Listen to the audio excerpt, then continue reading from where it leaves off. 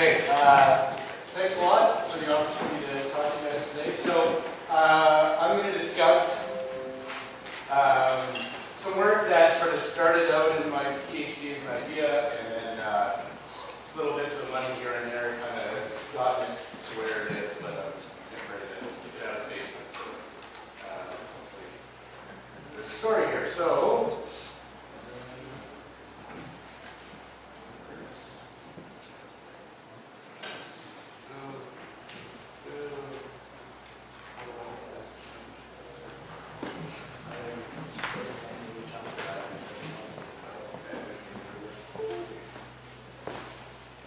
there we go. Sorry. Okay. Oh no, I've wasted 40 seconds. Okay. So the reason that we're interested in what Bythotrephes might actually do to herring in some of these lakes where, I mean, Bythotrephes are this spiny water flea, right? I mean, the Europeans are like, so what? They're non-native to North America, and they're spreading quite rapidly, especially across the Canadian Shield Lake, so in Minnesota as well as up in Ontario. And the reason why people are kind of concerned about this is the relationship that these things moving into the food web might have on contaminant accumulation rates in fish, and mostly through what happens with trophic position. So if you look sort of I'm making an axis here on the vertical for trophic position and a contaminant, in this case, mercury concentrations. And so we can think of an uninvaded system where we've got lake herring feeding on their native zooplankton community, and then the big Bythotrephes come in, and the idea is that these guys now intercept or add an additional step in the food chain, right? And by doing so, cause an increase in the trophic position of the ultimate consumers, in this case herring, right? So, because now we've got an extra step to go. I mean, they're probably still feeding on some of these guys, but we expect that this is sort of the main group. If you look at herring stomachs in invaded lakes, they often are just full of Bythotrephes. So this is sort of the working hypothesis, right? And so, if we published a paper in 2011 where we said, okay, well, if you know something about what zooplankton feed on from the literature, and we know something about herring diets and their selectivity for various zooplankton, then we make some predictions about what should happen with trophic position. So when you crunch all the numbers, there's an axis on here that separates invaded lakes with and without mysis, but that's not super important here. But what is important is that if you look at a lake where Bythotrephes invade, typically what that does is it elevates the trophic position of the zooplankton community entirely. So even if you don't consider Bythotrephes in those numbers, and it's entirely because of the changes in the zooplankton community. Okay, so you're dropping out some herbivores, and you've got a greater presence of omnivorous zooplankton and that stuff. So the whole community actually comes up in trophic position. But this is what we estimate anyway.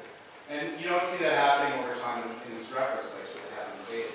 And so if you translate that into what we know about how herring feed, we can see that there's an expectation that the trophic position of herring should also increase by about a third of the trophic level. Okay?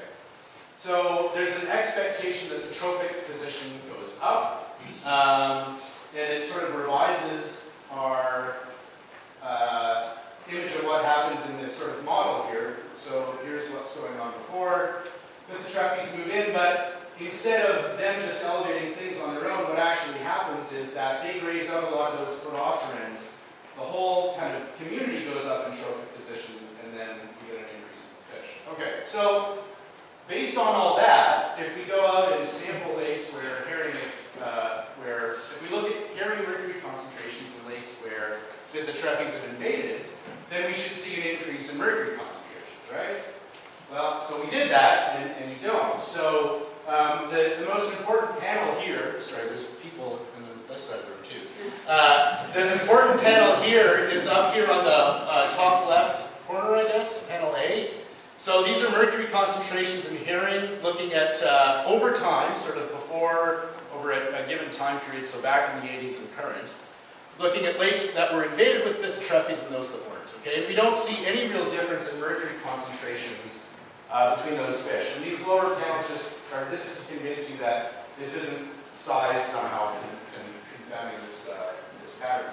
So we expect trophic position is increasing, but we don't see any change in mercury concentration. And so it's kind of begged the question, why is it? And it led us to kind of raise the question, well, maybe we should be considering biomagnification and what drives that process. Okay, so what do I mean by biomagnification? So Karen Kidd and Tim Jardine and Meredith Clayton put together a nice book chapter here where they kind of go through this. And there's sort of three main drivers that will change biomagnification rates in well, food webs, aquatic food webs generally here. One is you can have a shift in the baseline, right? We can dump more mercury into our system, say, and that's going to elevate the concentration right across the food web, right? But you get the same accumulation rates. Or you could have a situation on the bottom panel, panel C here, which reflects sort of what our initial concept of what Bythotrephes are doing in the system. We're not really changing things at all other than extending sort of our magnification, right? We add a component and we get higher mercury concentrations as we draw that line, right? What I find interesting is this panel B up here, where something happens in the ecosystem such that we actually change the slope of biomagnification, okay? And one of the things that we've been thinking about that might actually do something like that is a change in the conversion efficiency of how, say, fish are feeding. So for the purpose of this talk, I'm going to get out of the generalization here where I'm looking across the food web, and instead of this being trophic level down here, I'm going to start thinking about this as trophic position within sort of lake area. Okay, so we're not looking right across a whole bunch of species. We're just going to limit it to looking within a fish and see how things change over time. Okay, so in order to try and address these questions, so we're now going into it. We've got a hypothesis. We're saying we expect, right, based on that 2011 paper, that herring trophic position is going to increase, but we don't observe a change in mercury. So if that's the case, then we should expect some kind of shallower biomagnification slope currently than there was previously. Okay. So in other words, less mercury at a given trophic position. If that's going on, it suggests an increase in efficiency of how herring process energy, right? Because they're accumulating less mercury per unit mass gain. And it requires, in order to answer this, you need fish tissues over time where Bythotrephes have invaded, and you've got herring in the freezer from before they invaded, and we could go up and sample them after, right? So it just so happens we were lucky enough to run into that situation through my PhD. So for everyone who has failed to clean up the freezer, thank you very much, because you've sort of facilitated this study, okay? And it's one of those things where you're going up and sampling these lakes, and then you get a phone call from a guy at the Algonquin Fisheries Assessment Unit and says, hey, aren't you studying these lakes? We have all these old fish in these freezers, and we should talk to Hugh Kaiser, because he's got a bunch of them too. So what we were able to put together was a set of lakes. So we have a number of lakes that weren't invaded by Bythotrephes the first time they were sampled. So that's Gull Lake, 12 Mile Lake. These are both in sort of the Muskoka Lakes area in Ontario. And then Lake Simcoe, where the fish were in the freezer. We could analyze them and see what was going on. And then we have a number of what I'm going to call reference lakes. And I'm calling them reference lakes because the community, the zooplankton community, is stable over time. Okay? The trick here is that they all had Bythotrephes in them when they were sampled the first time, and they had been established, they're in there, so they're not changing over time. Okay? So my invaded lakes are getting Bythotrephes added. My reference lakes have them already. Okay? So let's see what happens when we look at this. So we look at the biomagnification rates and see if the slopes of those lines change in a way that's consistent with our hypothesis. And they are. So if you fit a test for heterogeneity of slopes to these data, what you find is that in every case, when you look at the more contemporary data, which here is 2006 in each of these cases, we see, and Bythotrephes have invaded these lakes and been there for around 5 years in each of these cases, we see that the slope of those lines is more shallow, of mercury with delta 15N as an indicator of trophic position, than it was in the first one. Okay? It's either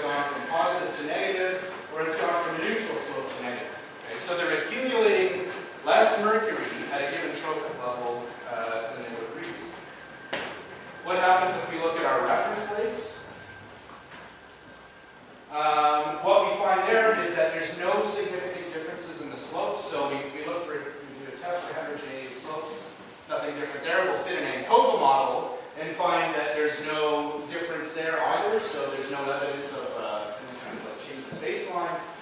And it's just a single slope describes what's going on in each of these systems. So when the zooplankton community is stable, we're not seeing those same kind of shifts that we've seen when Bythotrephes had invaded. Okay, so the mechanism that we're proposing that's causing this is a change in how fish are processing energy. So one would predict then is if you were going to look at growth rates of lake herring in lakes with Bythotrephes, you'd expect them to be elevated relative to those that aren't. And so the good news is a student of Shelley Arnett's down at Queens, Leah James, had actually investigated this. This is directly from Leah's thesis. And so she actually took herring scales and did back calculations under the guidance of John Castleman to try and figure out, do you actually see differences in terms of the growth rates between lakes that are invaded and those without? And you actually do. These black dots sort of show growth rates in herring in lakes that are invaded with Bythotrephes, and the open ones are her reference lakes.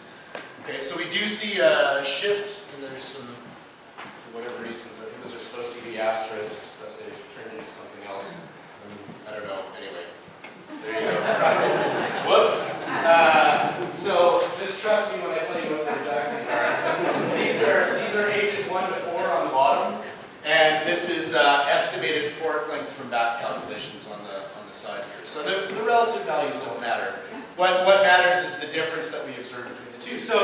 So it does look like there is evidence of, if we're assuming that change in biomagnification slope has something to do with how they're processing energy, the fact that we see that increase in growth rate seems to support that hypothesis. So, to summarize, we do see some evidence for increased trophic efficiency in herring since Bythotrephes invasion. So maybe they're not a bad thing. Maybe Bythotrephes are actually benefiting from herring is benefiting from this larger, clumpy particle size in the water columns. It's consistent. What we see with biomagnification rates is consistent with what we see from Leah's work showing increased growth rates.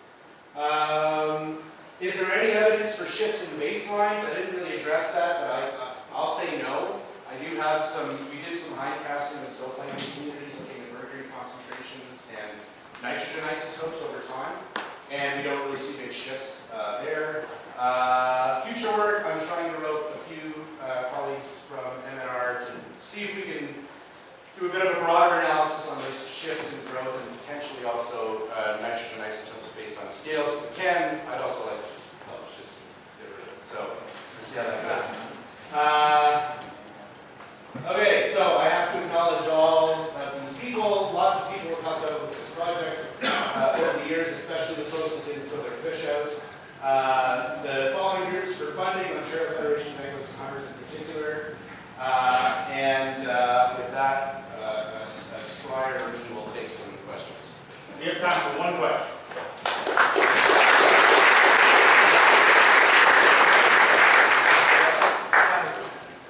One kind of point, did you correct for any changes in deposition? In mercury deposition? So, no, and I'll, no. Over the 20-year time, yeah, that's a good question. No. To keep on track, we'll go. If you have other questions for Mike, catch him in the break or at the social tonight.